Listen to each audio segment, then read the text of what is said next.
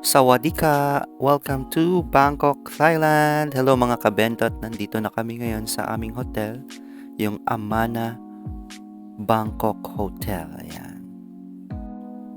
Halos 1 hour din ang biyahe from Suvarnabhumi Airport papunta sa Amana Bangkok Hotel.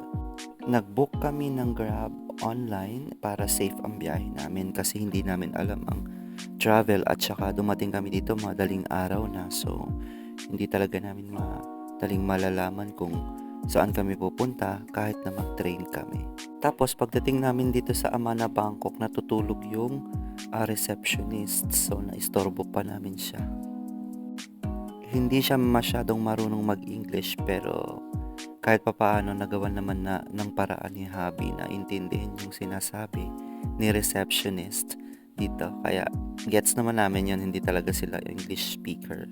So, inintindi na lang namin. May konting sign language and everything. So, medyo ang tagal namin bago maintindihan yung sinasabi ni receptionist. Ayan ang itsura ng kanilang reception area. Tambay-tambay lang ako kasi medyo nagka-jet lag ako. Ayan, finally nakuha na namin yung room namin. At unang-una kong tinanong syempre yung wifi password. And eto na nga ang room namin guys. Tingnan nyo. Medyo matagal bago magbukas yung ilaw. Ayan, bukas na. So ayan. Tingnan nyo guys. Ang ganda ng loob. Sobrang cozy. Sobrang ganda. Pero hindi naman siya ganun ka-expensive talaga. Very Sofitel din naman yung itsura ng hotel na to. Malinis yung kwarto, pagpasok namin mabango, at sulit na sulit naman yung binayad namin. Hindi naman siya ganun kamahal.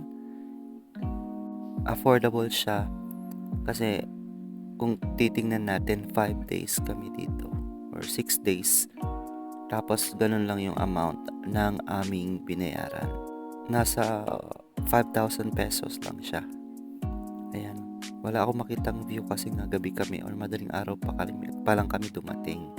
At kung mapapansin nyo sa boses ko, medyo pagod pa dahil sa jet lag. Ayan. At ayan nga guys, ang aming room dito sa Bangkok. Tulog muna kami. Bye!